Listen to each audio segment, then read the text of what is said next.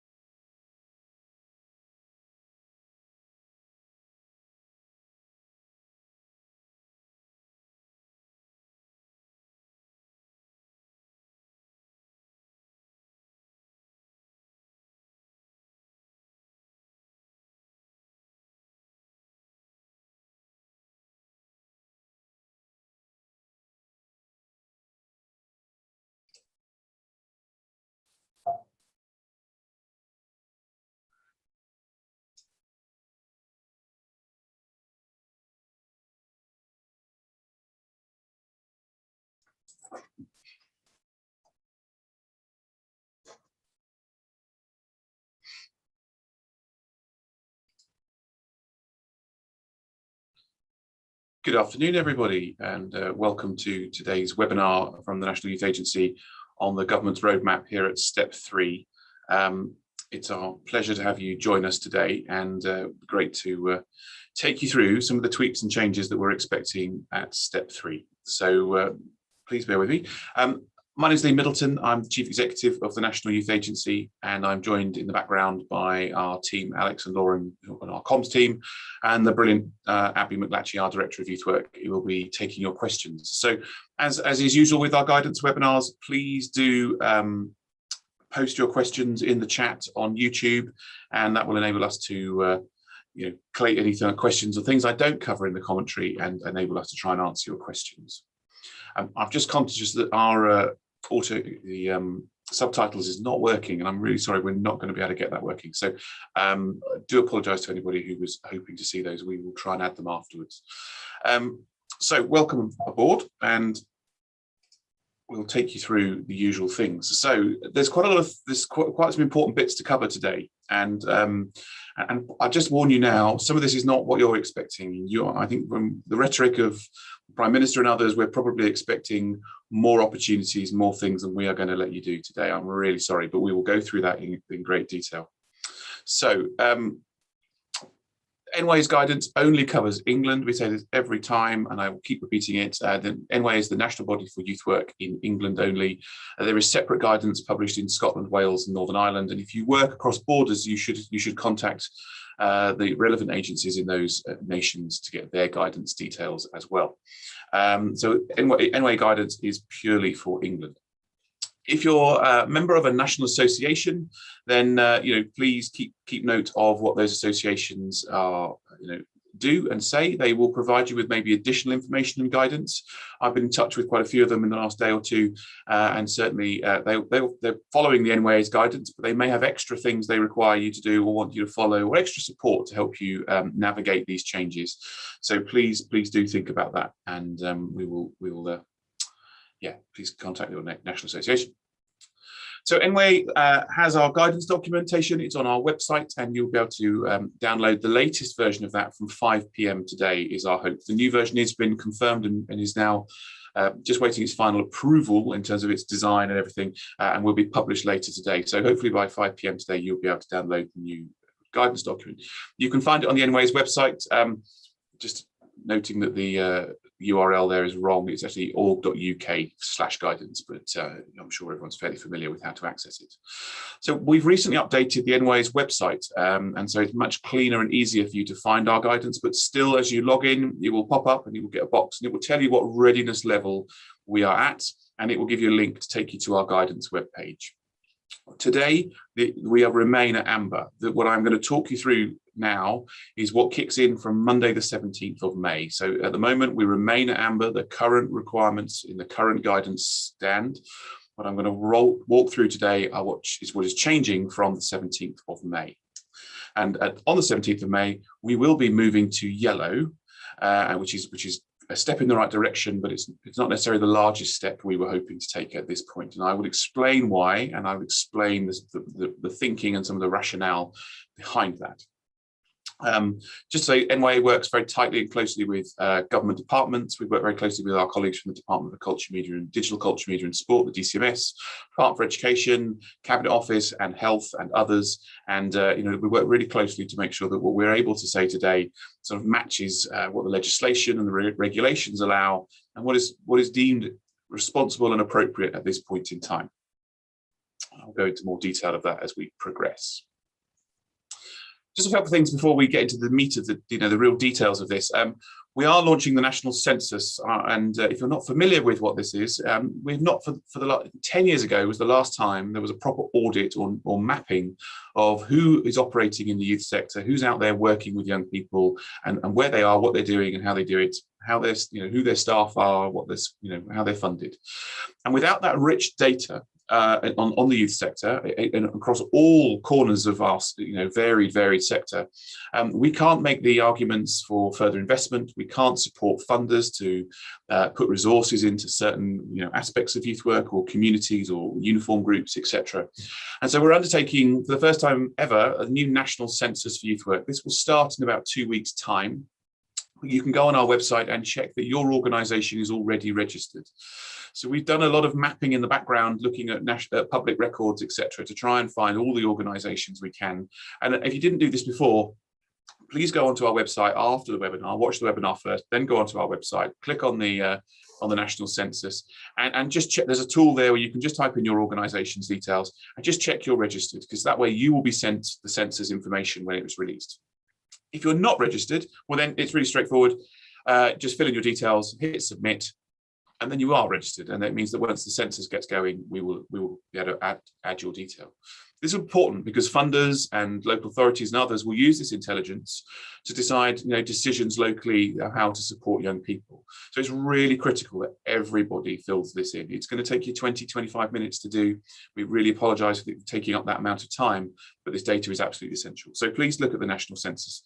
The other initiative that we've recently launched a couple of weeks ago was the new National Safeguarding Hub for the youth sector. This is the first specific dedicated set of resources around safeguarding and risk management for the youth sector. We've created, working with experts, national leaders, partners, other organisations around the country, over 40 resources, templates, toolkits, and free online training, which you can access straight away. Again, not now, but after the webinar, you can go and have a look and check the new National Safeguarding Hub via our website. Make sure your organisation is following the best practice. Is your safeguarding policy up to scratch? Is your practice up to scratch? Are you following the best practice and guidelines of how to do things? And one thing that I will say to you, if there's one thing that we've learned through the pandemic and through our guidance role that we've been doing, say, here today, is that safeguarding is not as good as it needs to be across the youth sector. And this is our response in trying to help you navigate this. We'll have more support later in the year. But for now, there's lots of tools and resources, lots of best practice guides. Do promote it, do tell people about it, and go and have a look. So that's the kind of end of my kind of couple of quick plugs of key things that we really wanted you to be aware of. So we're on the government's roadmap, and we've got past step 2 and we're entering step 3. The Prime Minister and the government has confirmed that the tests the government sets in terms of what the data tests have been passed, and that we can therefore move to step 3. And what I want to say to you is, just because the Prime Minister is saying, the rhetoric from the Prime Minister and others is, things are getting easier, we'll be able to go and eat in restaurants and cafes, and this is great. There is a lot of nervousness and still a lot of concern regarding COVID-19, particularly, I think, regarding the new variants. The one that's around at the moment, the colloquially sort of called the Indian variant, which is not the most helpful name, but and how vaccines may or may not affect that variant or other variants that are in the mix. And as a result, there is still an awful lot of caution and concern regarding activities that the public might engage in generally and across the summer. And so one of the things that we've had to navigate in the last week or so is, what are you allowed to happen at this point in time on the 17th of May, that if the data went the wrong way would mean we wouldn't be allowed to do things on the 21st of June or when step 4 kicks in. And so the judgment, this isn't necessarily the NYA's judgment, this is the judgment of health experts and others, is that it is better to allow less now to hopefully enable us to have a better summer and do more throughout the summer holidays. And so the next webinar, hopefully, when we're able to talk you through what we hope is step 4, we will hopefully be allowing more activity. Now, I will talk you through why some of that is and the relation, the thinking behind some of that as we go through today. But we are at step 3. So from Monday, we will be moving to yellow. So that does mean that some residential activity and overnight stays will be permitted, but it is in a very limited fashion. And I just want to be really open about that. And I don't doubt that's going to frustrate an awful lot of people. And we will, it's not the NYA's decision or reason or fault. It is just that is what the regulations and the requirements are. So we are just informing you. But We'll take your questions and we'll do our best later on. So on questions, you can post your questions in the chat on the YouTube chat function. While you're there, do subscribe to the NYA's YouTube channel. It means you get notifications and updates of when we post new content, and give us a thumbs up so we know this has been useful to you, whether you've liked it or not. I know it's people may be disappointed at some bits of this. So our overarching message has been ongoingly: do not book activities until the date of each step is confirmed. So the information I'm going to give you today is relevant between the 17th of May and when step 4 kicks in, which is slated to be on the 21st of June, but could very easily be delayed by a number of weeks. Step 3 on the government's roadmap is allowing a lot more physical, personal contact to take place. The government's message around hugging is, personally, I don't think that's particularly helpful, but we'll be allowed to go into cinemas, into restaurants, inside a lot more. There'll be a lot more mixing, and that creates the opportunity for a lot more sharing of the virus. So it's the greatest risk at this point is not moving to step 4 on the 21st. I'm not an expert. It's not my decision. That'll be taken by the government, but I'm just cautioning the sector that we need, the step 4 may not happen on the 21st and could go on. But the guidance we're going to give you today is between now and the 21st. And we again encourage people not to be committing budget spend or booking activities beyond step 3. So not before the 21st, because the rules at the point of the 21st, assuming it happens on that date, could be different and may be more restrictive than you're expecting or hoping for. And we don't want you to be set up to fail, to lose funding, to disappoint young people. So be very cautious is our message. So we are at step 3 from Monday, and that means we are moving to yellow, which is good news. So just going through I'm going to walk you through what can happen. So from Monday, all our online delivery, our detached outreach, outdoor support for young people, one-to-one support for young people indoors, and trips and visits are permitted locally. And this is the same as pretty much of step 2. What hasn't gone away is the need to follow the standard COVID secure measures. So we're very aware that from Monday, pupils at secondary schools will not be required to wear masks in classes, in the corridors, in their social time, breaks, etc. The rules for schools fundamentally do not apply to the youth sector. And I know this is very confusing, and certainly for young people who think, well, why can I not wear one at school, but I have to wear one at youth club or scouts or guides or whatever. And that is the rules. The rules require the youth sector to continue to operate in a COVID secure way. And that means we need to make sure all our action plans are up to date, all our risk assessments are up to date. We're still operating in groups and manageable group sizes. I'll go through that a wee bit more. We've still got all our hand hygiene, lots of sanitizer. We're still keeping our venues clean, cleaning all those door handles and everything, all the equipment that I've talked about. Not sharing equipment between individuals until it's cleaned first before it can be shared. Tedious stuff, we're really aware, but it's still there. We've still got to do these things. Face coverings for those over 11 and staff, unless they've got a valid exemption, are still going to be required when indoors. And that is still a requirement. And just because that's gone in schools does not mean it's changed for the youth sector. We've still got a social distance, metre plus, so keeping at least a metre apart, ideally 2. That hasn't changed. And if you're 16 or over, the use of the NHS Test and Trace app is still recommended and required. The one change with the NHS Test and Trace app is that before one person in a household could scan in, or in a group could scan in on behalf of the group, that has now changed. Now every individual needs to scan the QR codes. So that is a subtle change to the work. It's now tracking individuals, not a group.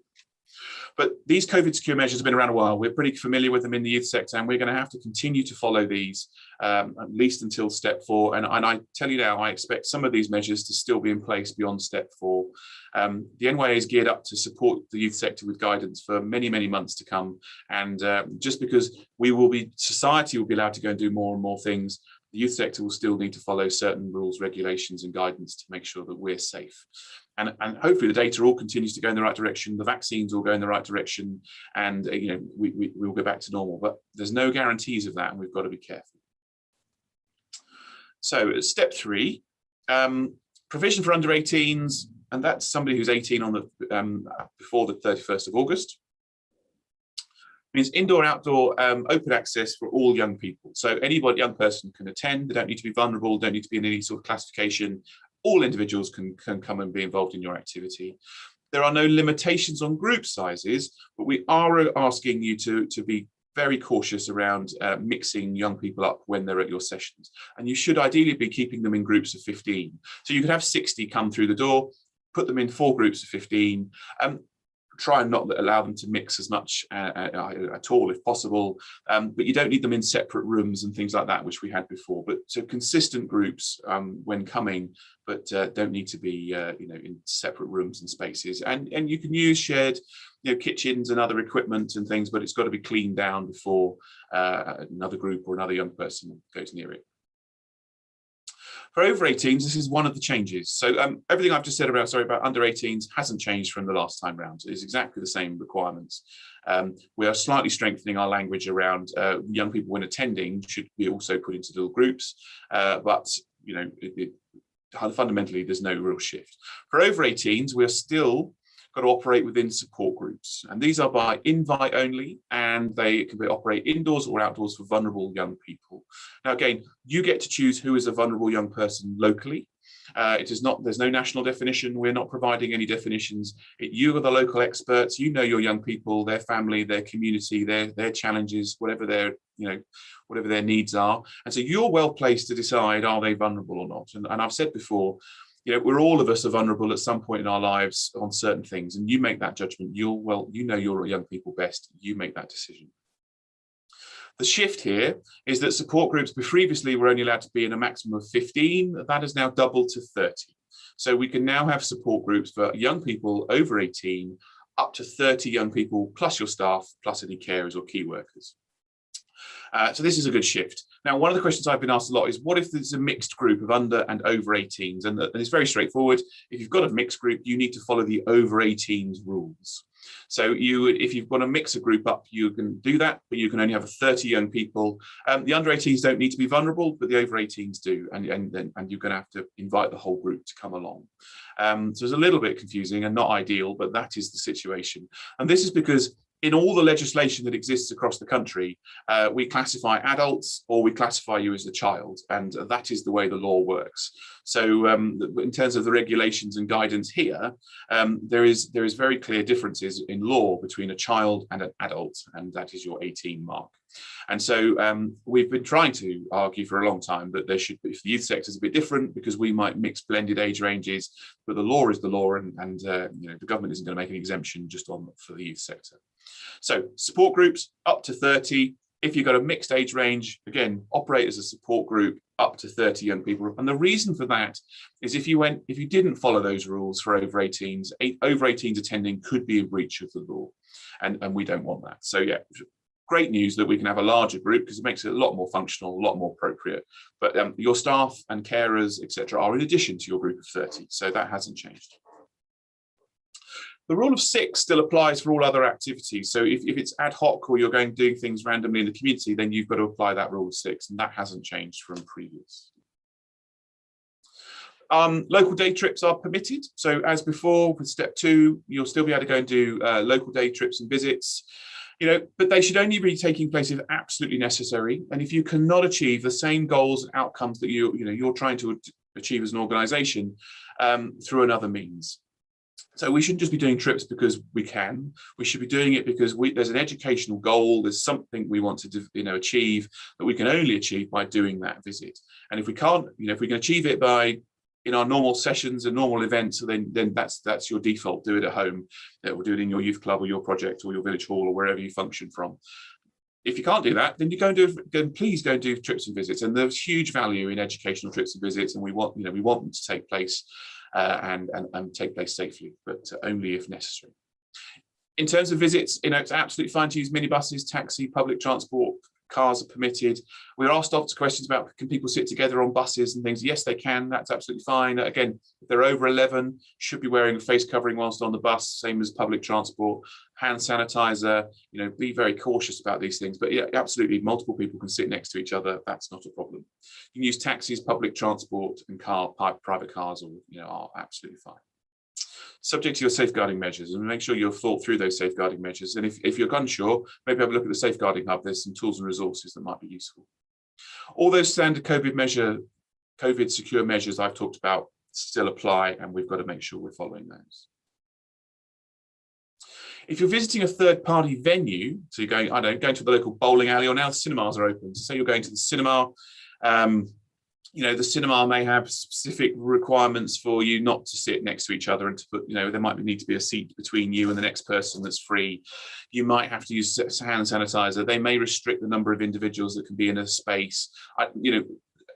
We can't govern you over those sort of things, but you need to follow the venues where you're visiting, their requirements, follow their requirements, and you'll be absolutely fine. And recognize that their requirements may be different to the youth sector guidance. And again, you'll have to make a judgment between the two, but they won't let you in or do their activity unless you're following their rules. So you'll need to pay close attention to that. So here we go. Residentials. Everyone's been really hoping that we can all start to go away for the weekend, go away for a week in half term, and go climbing, do all those fun activities that we all love to do. And in theory, that is possible, but it is limited. And I want to be really clear. So, subject to tight requirements, domestic educational overnight and residential experiences are now from Monday going to be permitted. I'm going to explain a little bit about this, because there are things you need to follow regarding transportation, accommodation, and activity and free time, and we'll go through those as we go through it. All of these COVID secure measures are still required. They have not changed. So we're still going to wear face coverings on travel. We're still going to have to wear them indoors. It's still going to be distanced. Those things have not changed. Any triple visit would require an action plan or a risk assessment to be in place. And you've got to be very, very focused around group sizes and group bubbles, because the regulations or the requirements are tight. So the rules are simple, but maybe slightly frustrating. So only 6 individuals are permitted to go away as a group. So that is your maximum group size of 6. Interestingly, unlike a youth club or a normal session, your group of 6 includes any leaders or carers, any staff, any volunteers. They are included in your group of 6. So typically for me, if I was going away with a group of young people, we'd always need a minimum of 2 workers for safeguarding based purposes. So actually we can take 4 young people plus 2 staff. That's my group of 6. That is all you're allowed to do at this point. Now, there is the potential to have more than one group go away, but again, I'll explain how that needs to work in a second. So each group of 6 is, but if there are other groups of, say you go to an outdoor education centre and there are multiple groups come from different locations, different youth projects, you're not allowed to interact with any other group. And even if your youth group or scout group, guide group, cadet force, whatever, went to a venue and had 2 different groups going, your 2 groups cannot interact, full stop, not allowed. So if you go to a venue and you're staying overnight, you are not allowed to mix. Multiple groups are possible, but it's difficult. And they, again, just reiterating, they must not mix at any time. So that includes during dining. So separate, if you're in separate spaces for dining, separate spaces for use of free time, separate instructors, separate equipment for during activities. Essentially you're 2 different groups in 2 different spaces. They cannot interact or meet, which makes life, if you were hoping to take a lot more young people away, it's just not going to be viable at this stage. If you were taking more than one group, each group of 6 needs to travel independently of any other group. So, if we're taking 2 groups, we're looking at 2 buses at this point, or 2 cars, or however you want to do it. And what we're also requiring is lateral flow testing, and I will talk you through how testing needs to work at the same time. This will include leaders, and these rules are not too different, similar to secondary schools, so hopefully young people are fairly familiar. And again, you will need to follow the venue or wherever you're going and staying. They will have following COVID secure guidance, including social distancing, face coverings, etc. There is new guidance out this week from the government for hotel providers, and that guidance covers most outdoor education venues as well, with accommodation. So they'll be getting to grips with that at this point. We're getting to grips with how we could organise these things. So I want to explain why it's only one, a group of 6 and some of the challenges. And I thought it'd be useful just to talk you through the thinking of the health professionals and why they are concerned. So at the moment, because if you're involved in education and you're involved in schools, schools are operating in bubbles of year groups or form or class sizes. And so they could take a year group away or a class away of 30, 35, and they can operate as a bubble, they can mix the bubble, they can accommodate themselves as a bubble. And that's because in the world of education, we've been treating young people in school in year group bubbles for some time. And if there was a problem with a young person catching COVID, then it would affect that year group or that class, and it can be contained to that class, and that is a key thing. Whereas if the youth centre goes on a trip, it's more likely that we will take a group of young people from who may come from multiple year groups and who may come from different schools. And so each of my 6 coloured friends here are all representing somebody who comes from either a different year group in the same school, or they go to a different school altogether. And this is the great thing about the youth sector. We enable young people to socialise, make friends, link with people, all great in normal times.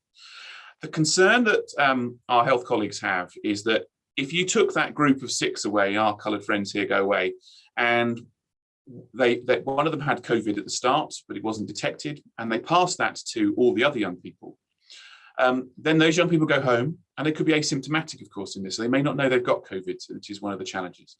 And then they go back to school. They would then share. You're then transferring the virus due to our youth project, our youth group, back into not just one school or one year group, but maybe up to 6. Now, we'd hope with testing and the hygiene measures and things that we've got in place, you could mitigate that. But health colleagues are really, really quite concerned. And the government has always been very clear. It will protect young people's education at all costs. And so this is why I'm saying when it comes to step 4 in the summer, there are likely to be requirements. There are going to be things we're going to have to take very seriously because, there could be lots of mixing over the summer, lots of things going on, and there are concerns that young people could pick up COVID, and then when they return to school in September, multiple year groups in multiple schools all have a problem, and then they all have to self-isolate, and that will shut down or slow down education. So the measure to protect that is to allow the bare minimum amount of activity now. And what we need to see is that the data goes in the right direction over the next few weeks. So if the data doesn't spike and cause a major problem, then by allowing minimal activity, this step will allow us to have hopefully more activity at step 4. And hope we might be looking at residentials for maybe up to groups of 30, but certainly no more than that. And so we're working our way through how to do that. But it is this transfer of infection. And remember, young people, there's no vaccine for young people. Other than the basic preventative measures, there is no means of preventing that. They've done some scientific sort of thinking around how people breathe at night and how people breathe deeper, and that can share more particles, and the risk if people are in shared spaces of sharing viruses. So it doesn't matter how big the space is. It doesn't matter if you're in singular bedrooms. The rules are group of 6 and including your workers. So I just want to talk you through a couple of examples around this. So I've talked an example where we might have 4 young people and then our 2 staff. This is our group of 6, and this is absolutely fine. These guys can go away and have a whale of a time. I say, actually, if it's a suitable group, so they're going to go on a Gold D of E expedition, you could have 6 young people, subject to your risk assessment, safeguarding measures. That's not a problem. So where I've got these 2 as staff, it could be young people, no issue. But no more than 6. They need to travel in their own space in vehicle, and they need to stay in their own accommodation, and they need to not mix with any others in that process.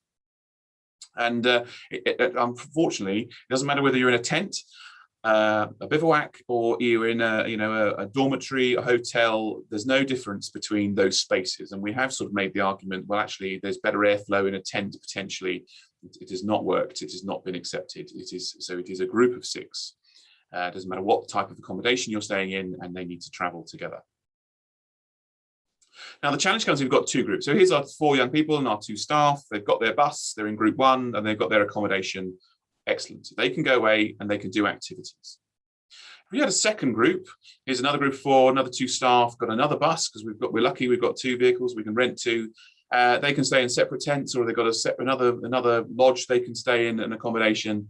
They can do. What can't happen is that these two groups cannot connect. They cannot share food. They cannot share cooking responsibilities. They cannot share activities. They can't have the same instructors.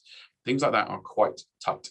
And so we're being really clear that you've almost got to treat them as two separate groups going to two different venues at the same time. That is the challenge.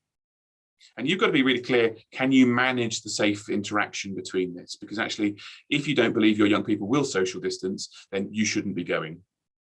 If you don't feel the venue is secure enough to be able to do the safeguarding, do the COVID secure measures, you shouldn't be going. And that's our core message.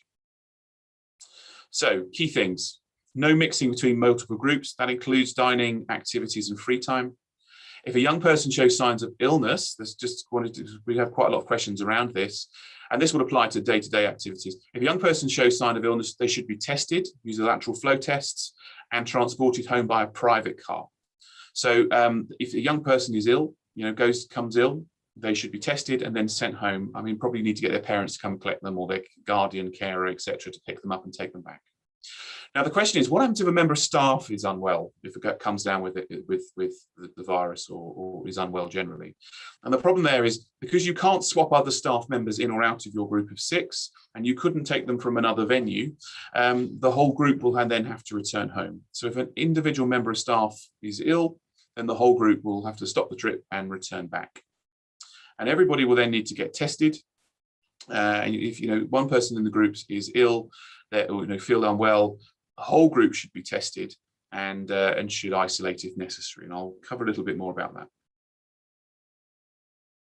So yeah, any group member who's shows signs of illness needs to seek a COVID-19 test and isolate if they're positive. Now, if they're negative, so if you've done the test and they're not positive, then they don't need to isolate from everybody else, and just the positive person does. And that's something I know we've had some questions in the past. So if you've got a group of young people and you've tested them and one person is positive, they need to isolate and go home. But if everybody else is negative, they should probably do a second test the next day. But that's the standard sort of advice, isn't it? But then, but they do not need to. They can continue to involve in activities. They do not need to isolate from the rest of their group. So I want to just pick up on lateral flow testing. And I'm grateful to our colleague, who I know is watching in the background from DCMS, who's been supporting us with this. So lateral flow tests, these are the little bits of plastic. You stick the thing down the very long, thin cotton bud down your nose, rub it on your tonsils. It's absolutely, awful, but it's what you have to do. Jab it in the little tube, give it a squish, and then put the drops in the flow test. And after 15 to 30 minutes, you'll see the number of lines, and it will tell you what the results are. But all attendees on educational overnight residential experiences need to be tested every 3 to 4 days. This is sort of same to school. So if you're going away for a week, you should take enough test kits to test everybody at least twice while you're away. You should test everybody before you depart. So you need enough test kits to test everybody before you leave. So literally before the bus departs, everyone does the test, waits half an hour. Hopefully they all come back negative. Assuming they do, off your trot, you can go. Anyone who comes back positive doesn't go, straightforward, they need to go home. Youth sector providers can access free lateral flow testing kits via your local test centre. So they're everywhere now. Every local authority has set up a community lateral flow testing centre. Where I am around here, there's 4 of them. I'm in Bracknell in Berkshire, and there are 4 lateral flow test centres in Bracknell. Sorry, you can contact those test centres. You can just turn up. They have sort of a roll up, turn up process. In our new guidance document, there's far more detail about this, so do take a look. But you can go to your local contact centre, testing centre, explain you're going to need a number of kits, and they will provide them to you. Now, they don't have an endless supply. So if you need a fair number of them, you're going to need to give them at least a week's notice. And that is something just to be cautious of. You can't turn up the day before you go and say, I need 30 test kits. They may not have them for you. And they may say, I'm really sorry. And if you haven't got the test kits, you can't go. So give them enough notice, tell them what you're doing. They will help you. They should source the test kits for you and then hand them over. Testing is is an essential way of controlling COVID infections, and the reason this is so intense for the youth sector now, it's only for residentials, not for daytime activities, not for any other week-to-week activities, only for residentials. Is because it's the virus is easily spread, and there is no vaccines for young people. So that's at this point, and hopefully in the not too distant future there might be, but not yet. Anyone who does test positive should seek a PCR test, where you send it away, and in 24 hours you get a result, and should return home. One thing that we've also picked up on that we really want to flag, and we've put some guidance in the new guidance document about this for you all, is insurance. So just because we might allow you to go away as a group of 6 doesn't mean your insurance company will, or will give you cover for that. So all youth sector providers need to check with their insurance provider that they would have appropriate levels of cover for an educational visit or residential. And if you don't, you can't go. It's really straightforward. If you're not sure whether you've got enough cover, then do contact your insurance provider. In our guidance, there's some links where you can go and do some checks and things, some standard advice that the government's provided us, and we've made that available in the guidance document. The NYA's advice remains really clear that you should not book any residential activities or trips until it's confirmed that our guidance allows that to take place, that you're insured, and it's safe to take place. And we've said this several times. If you don't feel comfortable, or your young people, their parents, the community does not feel comfortable doing these activities, the NYA is not compelling or requiring anybody to do anything. All we're doing as an organisation is saying to you, these are the rules of the game. This is how you can get involved. This is what you need to consider and do. Our guidance follows the government regulations, what the requirements are on the national level, and we translate that for you as the youth sector. So it's not us choosing these things, but we are making them as accessible as we can to you all. So do not book activities until step 4 is confirmed. Be really cautious. So hopefully at step 4, everything we've allowed here at step 3 is going to be permitted.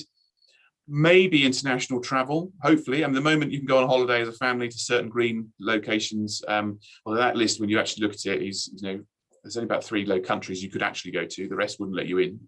And group sizes are likely to be required, and we don't know what they will be, and we don't know how large they're going to be.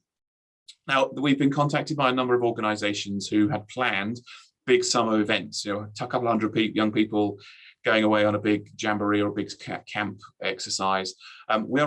We're going to run a dedicated Zoom call next Wednesday morning at 11 a.m. and you'll be able to find the details of this on our website by the end of the day. And you'll be able to just register and turn up on next Wednesday, and we will have a more of a professional conversation and a discussion, and we'll talk you through what we know. But we want, it's not helpful on a Zoom call to talk about those examples, but we will do that next Wednesday. So you're welcome to come and join us. If you're planning if you were hoping to do a big large scale event next, over the summer holidays, come and join us next week, and we'll have a further conversation.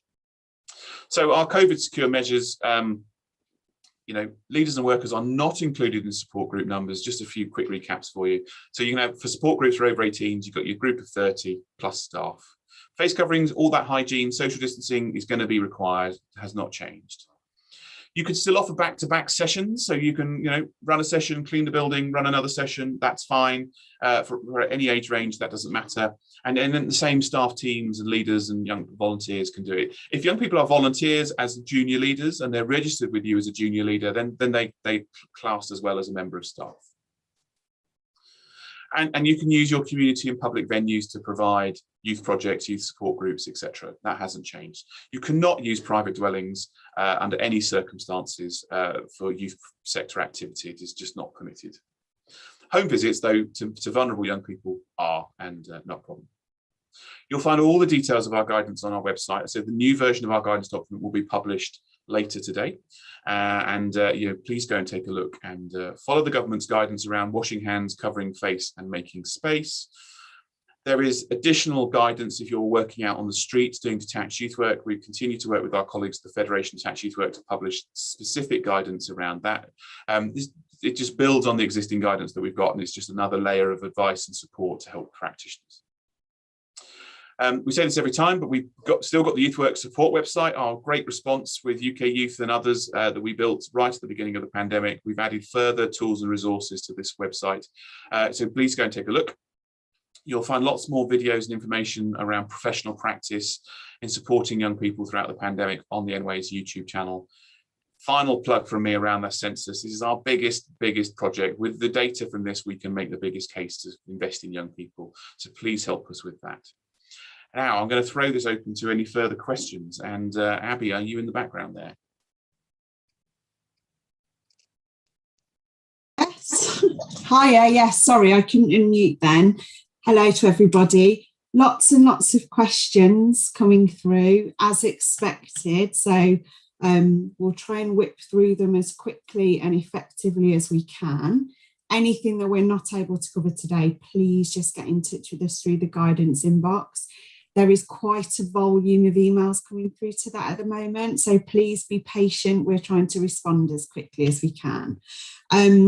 So let's get started. Lee, the first question that I think is important to answer is this guidance or is this law? So is this, it would be nice for you to follow this, or is this people should be following this moving forward? Yeah, no doubt you should be following this. This is within the regulations and you need to be following this. And, you know, I know in step 4, the government will probably make the regulations slightly clearer and tighter in the law. But yeah, working with the Department for Education, this is the law, this is the requirements of the land. You need to and must follow these things. Okay, thank you for that clarity. Let's start with the lots of questions related to indoor activities. Sure. So there was questions around sharing of equipment, whether people are allowed to sing. So could you just give us a little bit more clarity around what people can actually do? Yes, that's absolutely fine. So, I mean, most activities are absolutely fine. You can do singing, you can do music activities, climbing, football, all those sorts of things. The thing you've all, we've said this many times, the thing you've got to be really careful of is the use of shared equipment or points of contact. So, you know, we've talked a lot about, I mean, I always use the example of basketball. The challenge with playing basketball is you're bouncing the ball, and lots of people could be touching it as you pass it around, and the virus can sit on that ball and be passed amongst a number of people. So you know, you need to be really responsible and only use activities which has single-use equipment. Or no, when I say single-use, I mean not use it once, then bin it, but use it, then clean it, then it can be used by somebody else. And there needs to be those cleansing steps in between before equipment is used. But no, it's, you know, again, social distancing, 1 to 2 meters apart. I know ideally 2 meters, not just 1 meter. But yes, young people can sing. We've been advising people around youth orchestras and things like woodwind activities. That's okay. That can all take place today in step 3. But you've got to be, you know, following the COVID secure guidance and being really careful around hygiene. Brilliant, thank you. In relation to that, what about food and drink? So there's been lots of questions about, is there any specific guidance related to that? Can people run dinner clubs, etc.? Yeah, so food and drink's absolutely fine. And of course, face coverings aren't required when eating and drinking, but the kind of key thing with food is the preparation of that food. So, you know, you can't be, you know, you need to be spread out in that kitchen. You can't have people on top of each other. You can't be moving frying pan between one individual to the next one if they're making us, you know, spaghetti bolognese or something. You know, you've got to have you've got to be cleaning the surfaces, cleaning handles, cleaning utensils before things are passed around. The concept of everyone sitting around a table and having a meal is absolutely fine. You've just got to make sure they're spread out sufficiently, and you know the hygiene is in place in the preparation and the transfer of food. We've seen lots of stuff where people actually wrapping things in plastic, you know, so they're not doing hot food in the same way, but you know, sandwiches are in bags which have been prepared separately and things like that. I think that's exceptionally good practice. But actually, you know, the real world of, you know, we just want to cook fish and chips or something, you know, in the oven, not a problem, but you've got to be spreading out. You've got to be following those COVID secure guidelines. None of this stuff has changed. This stuff is exactly the same as it has been for months and months and months. So you've got to continue to follow those requirements. Excellent. Thank you for that. What about numbers of young people that can be in a venue? So there's been lots of questions about, we've talked about bubbles. What does that mean? How many people can be in a building at one time? Yeah, so you need to work out how your spaces function. So, you know, I've run lots of youth centres, and I know, you know, my sports hall, if I could spread everybody out, in 1 meter squares, I could get, I don't know, 60 young people in a room possibly. But the reality is people all got to go through the same doors, they've all got to use the same spaces. So you need to make a judgment about how many young people can you usefully have in this space or safely have in this space and keep them spread out. So you might be, if you've got a, I don't know, a single badminton court size sports hall, which is not unfamiliar in youth centres or village halls, you may only be able to have 10, 15 people in the hall at once, and you might need to manage that. So every space is different, and so there's no kind of this number of young people per square foot or square meter. It just doesn't, it just can't be done like that. You need to make a judgment of how many young people can you safely get in this space and keep them distanced and keep them operating. And you've got to think of flow points where they're going down corridors to toilets and things like that. Think through how many you can safely have. And if they're all, if the total space, so when I ran a couple of youth centres, fairly large ones, if the total space could have maybe 100 young people, but they all want to be in the coffee bar that can only hold 20, well, then you're limiting yourself to only 20 in the coffee bar. You can't be letting them all in. So that's the sort of thing you've got to think through. It's not the total volume of your venue, it's the total volume of the spaces in which you're delivering. Could you just recap again the under 18s to over 18s, the difference there? So the activities you can do under 18 are no different, and the safeguarding, the COVID secure requirements are exactly the same. If you've got under 18s, then there are no official limits in terms of the numbers of young people. I mean, you need to make your judgment around venue sizes and things like that.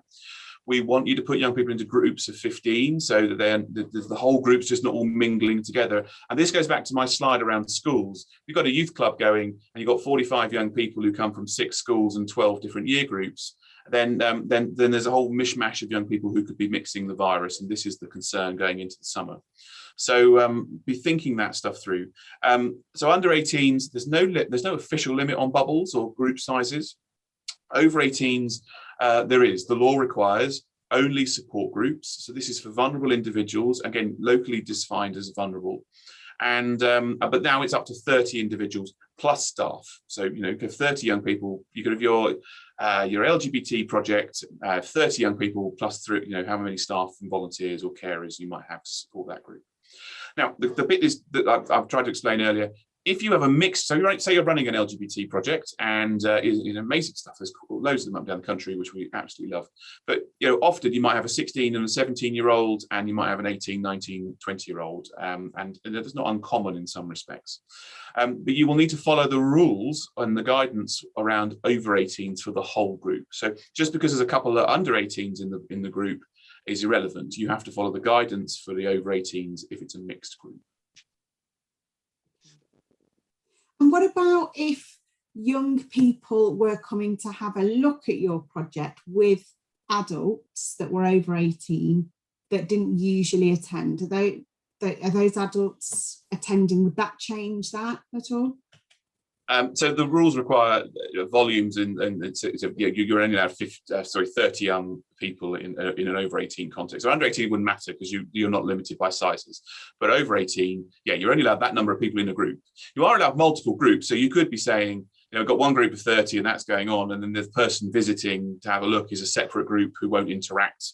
And we're just going to give them a tour around, and they're treated as a separate group, and that would work. Although if you're coming along as a trial, you're going to want to engage, so you're going to probably need to merge them into your overall support group number. But it's absolutely, we've always allowed the triaging of young people to access one-to-one or support, even when we were in the red and the complete lockdown of everything. So there's nothing wrong with young people coming along to have a test session or to have a tour or have a look around things, and you can integrate that in. But you are limited by numbers of individuals in groups over 18. Thank you. Obviously, people are raising some interesting points and some concerns about things like the need for social distancing in a youth sector environment versus being able to hug outside of one, wearing a mask inside versus potential differences. Can we just go back to why the health officials have made those decisions and kind of clarify that? It might help people to explain to young people. Yeah, so it all comes down to the difference between your home family and your home situation. And the nation, the government says it's for your parents to make a decision around the family home.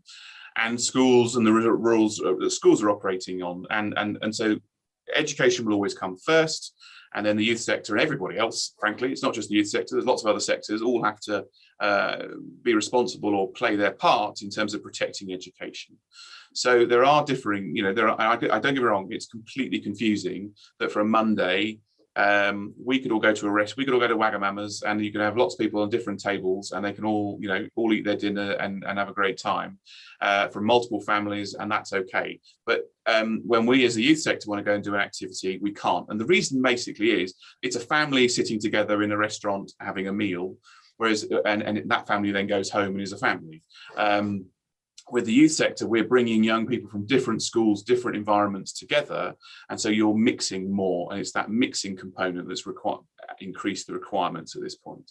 So that's the thing that they're concerned about. I kind of showed the graph, the graphic around, if you've got your youth club with 6 young people who come from 6 different schools, they all got COVID in the last week of the summer holidays, they all then go back to school. They might be asymptomatic because they wouldn't necessarily know they've got COVID, but they could then spread the COVID-19 across their year group or their peers, and then schools will actually, under the rules, have to sort of shut down classes or year groups, and that then stems education, and the world doesn't want education to have to go through that. So we've had to take the hit.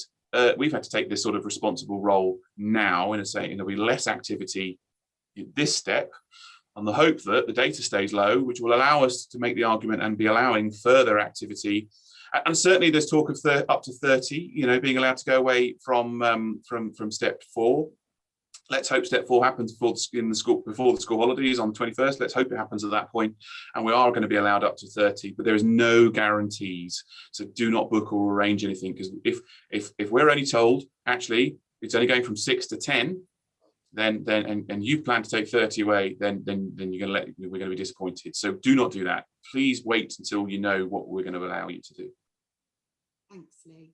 Just to the point about infection, there was quite a lot of questions related to flow testing. Yep. So any advice that you can give around that, and then also what would happen if you have a positive case within your youth setting? Sure. So lateral flow tests are free. You can go and get them. They are free. Every community, every borough council or health area has a community-based lateral flow testing centre. So for me, it's in the sort of village hall down the road, and it's staffed, I think, 7 days a week, and I can anybody who's feeling unwell can go along, get a test, either go and be tested on site, or can go and get a box of tests they take home, which they could use at home. And so those testing kits are free and accessible to everybody. And so what the sector can do if you're planning a residential is you can go along to your local testing centre. And I will just say, all the information on this is in our new guidance document. There's web links in the NHS web links about where these test centres are, how to access them. We've put all this information in the guidance document. So when that comes out later, just take a look at that. But you can go along, talk to your testing centre, explain you're going on a residential. We're going to be away for a week. I'm taking 6 individuals. I need 6 test kits before we leave. I need to test them 3 times while we're there. And why not, for good measure, test them on return before they go home? So I need 24 testing kits, 4 times 6, and they will either give them to you because they've got them, or they will order them in, and then when you can go at an agreed point, go along and pick them up. And so the testing kits are available to you to support you and go and access them. And we've had them here. So the testing kits come in a box. There's instructions. It's not difficult to do. It's not the most pleasant thing we've all had to do, but it is all free and fairly straightforward. If there was a positive test in one of the people that attends a session, what would be the result of that? Yeah, so if somebody has a positive test, that individual needs to isolate. Those they've been with need to get a test, but if they come back positive, those people also need to isolate. If their peers have a test and they are negative, then they do not need to isolate any further. I think the NHS does encourage you to then be retested 24 or 48 hours later. I'm not 100% sure what the timeline is, because it can take a while for the virus to sort of appear. So if you've only just picked it up when they were tested positive, it may not show in your test yet. So I think Yeah, just to recap, if somebody is tested positive, they need to go and isolate, test those that they've been with. If they're negative, carry on, but retest them 24, 48 hours again later. Again, if they're negative again, you can carry on and you don't need to do any further testing. If anybody else comes back positive, then they need to isolate. Okay, thank you. Very conscious of time. As you can imagine, we've got lots and lots of questions related to trips and residentials. I'm in no hurry here, so we'll go on until we try and get through the bottom of these. Okay, although there are still questions coming in, so there might not be an end. So we'll have to try and select a point. Let's look at day trips first. So there's questions about how far would be appropriate to go. What does local mean?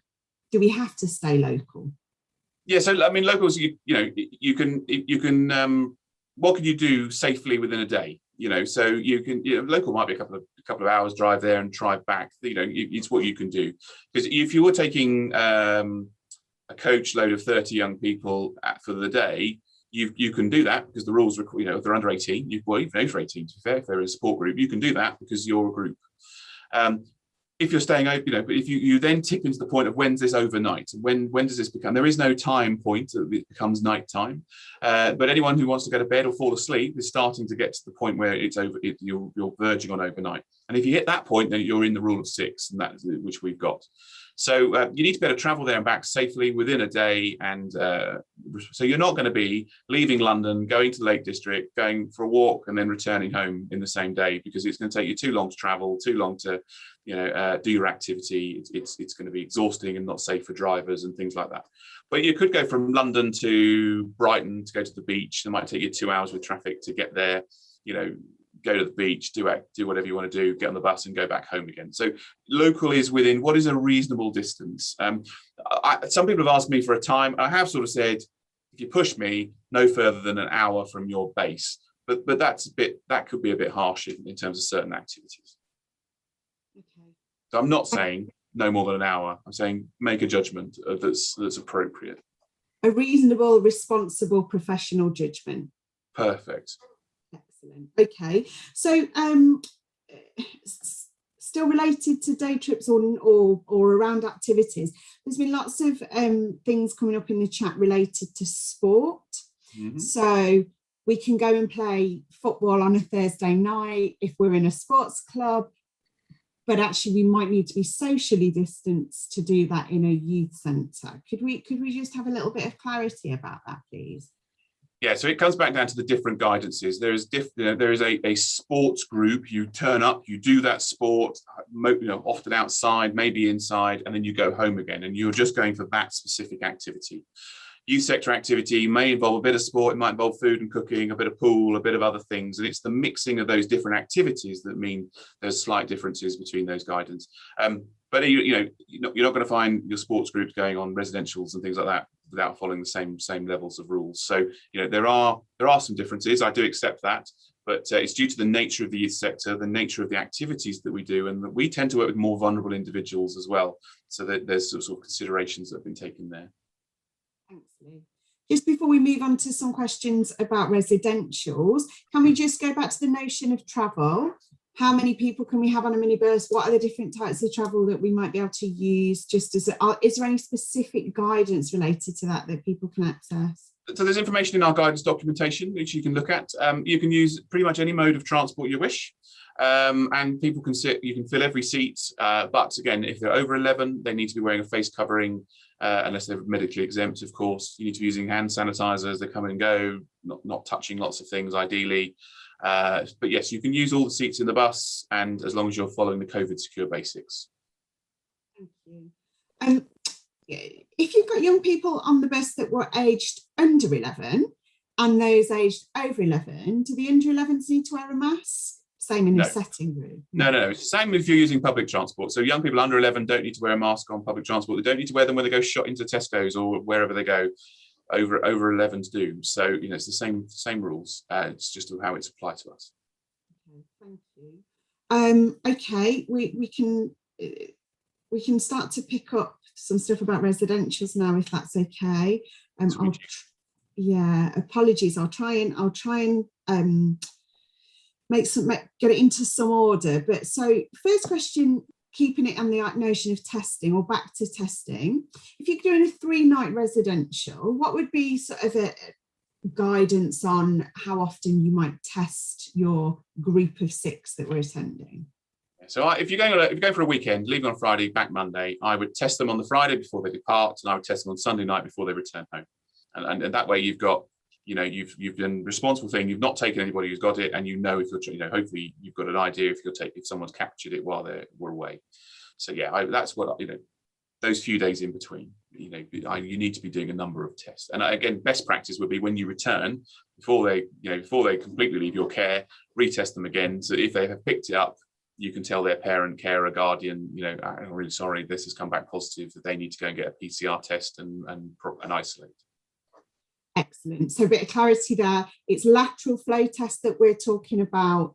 Yes. If somebody is displaying symptoms, that would be different because they would follow the normal process. So lateral flow test, will pick up if you're if you're asymptomatic. You may never know you've got the virus. You might be feeling absolutely fine, got nothing wrong with me at all. But you could have, if you're young in particular, you could have COVID-19, and the lateral flow test is intended just to spot that, because they might feel absolutely fine, normal as bright as day, but they are still able to transfer the virus to somebody else, and that is the concern. It is about preventing the transmission. Thank you. Okay, so on a residential, are the centre instructors or staff separate to the group size of 6? So if I take my group of young people, the people that are running the activity separate? They are indeed, yes. So if you're going to a venue and if you're going to Avon Tyrrell, UK Youth's brilliant place down in New Forest, if you're going there, they will have instructors that do activities, organise things for you. I think best practice from what I'm learning about the outdoor guidance is certainly that you should have one instructor that's with you the whole time, and shouldn't be swapping instructors. But I think that's for them to organise. That's not your responsibility, but they are additional to your number. So you don't need to think, I need 2 staff plus an instructor, so I can only take 3 young people. That's not true. It's your group of 6, and then your instructor can engage with you separately. And the other staff at the residential centre, so for example, kitchen staff, would it need to be the same staff working with the same group, or would you be able to have kitchen staff that served all groups that might be there? Yeah, so I'm no expert. So look at the hotel guidance. In our document, there's a link now to the hotel guidance, which will explain that. My sort of basic understanding is, kitchen staff should work behind screens. They can cook it, put it all out. People can then help, put it out and plate it up, put it out on dishes, or people can help themselves. But I'm not in it. We've covered what are relevant to youth workers, scout guide leaders, cadet forces, etc., and your typical youth clubs. We are not outdoor education provider experts. So there is specific guidance for those guys, and there's the hotel guidance, and there's other things that the Department for Education's published, and it's the standard risk assessment management as well. So they will be following that. So get in touch with your provider and ask them what they're doing, how they're managing it, what their thoughts are, and is there any implications for you and your project that you need to know about in terms of when you're designing your risk assessment. But our guidance does not cover. We're not outdoor education specialists, so we are youth work specialists, and therefore we do not cover that bit. Well, hopefully the next couple of questions will be us rather than the other guidance, but please say if not. In a residential environment, if there is one dining room, would there be an expectation that if you were there with your group, you use the dining room at a separate time to other people? So there'd be So I think you need your own. I think the way we were discussing this the other day with Department for Education colleagues, there might be multiple groups using a dining room, but they're in very separate, different tables. That's your table. You only use that table. Other groups are in a different table somewhere else. Ideally, they maybe slightly staggering food times for different groups. But again, all that's down to the provider to decide. Because if you're going away for youth projects, self-catering, for example, you've got your own table and your own group, and you can do what you like as a group, and that's fine. If you're going to a venue that has a larger dining hall or something, then they should allocate you in a specific space that is yours for eating, and you just use that. You need to come in, sit down, eat at that table, that space, and then leave. You can't linger. You can't go have a young person go, I want to go and chat to them over there, and walk across and have a conversation. No, not allowed. They stay at that table, and that's their space. A question about if young people are in the same group at school, could you then apply the school group guidance of numbers to the residential that you run as a youth work provider? Nice try. No. So the rules for schools are run by schools, and if it's insured, organised, risk assessed through the school, and the school is leading it and running it, then you can follow the school's rules. If it's the youth sector, then none of that applies. So just because you might run a youth club with 15 young people who are all from the same year group, all come from the same class, for example, and you think, well, they're already a school bubble, we could take them all away, it's no different to school. And I would agree with you in terms of the thinking. Your thinking is sound, but the rules do not allow that. You can only operate in a group of 6. Thank you. Try and squeeze in another maybe 2 questions. Go for it. On a residential, again, young people in your bubble that you take, your group of 6, are they allowed to use the same room, or would they need to be in separate rooms? Yeah, so no, they could stay in the same tent, they could stay in the same dormitory. Again, think through how you keep your social distancing, because your 1 meter plus should apply at night as well, ideally. So the best example might be, if you're going to go camping, for example, you put them in 2-man or take 4-man tents, put 2 of them in a tent and spread them out. So you've got your safeguarding things, but there's a bit of distance and good airflow. No, there's nothing in our guidance that says you couldn't sleep. The young people, the 4 young people, for example, couldn't all sleep in the same room. The 2 staff don't sleep in a separate room. That is fine, as far as we are concerned. I think best practice is, if you've got more space, to spread them all out as best you can, then you should. But think through the safeguarding things, because actually sometimes you wouldn't necessarily want them on their own, one-on-one all the time, because there's some safeguarding risks around some of that. You might have some gender risks if you've got different ages, different young people from different sexes. You've got to think through those spaces. So you can spread them up as you can, but think through the standard risk assessments you would be doing anyway around a residential would apply. But there's no kind of specific requirement to do anything with the accommodation side of things, the sleeping side of things, in terms of the guidance. It's just you can't take that many. A question about the next phase of this. So there's lots of comments in the chat about festivals and different environments where potentially young people will be there in massive amounts of numbers, and how challenging this might be to explain to young people. And people were wondering, was there likely to be greater advance notice before we're able to move to the next step? So rather than sort of the week that we have been able to give at the moment. No, I do agree. So yes, it's odd that you can go to a festival. The difference is, if you're at a festival, you're more likely to go back to your own tent, to your own space, rather than go to a shared space with other people from beyond your household. It's not always the case, as we well know. But so yes, so I agree, I completely accept there are oddities between what some bits of society can do and what we are able to do. The nature of our sector that makes that dynamic different, and the education sector. In terms of advance notice of the next step, I will be honest with you, unlikely. I think we learn the NYA Prime Minister stood up on Monday and said, we're moving to step 3.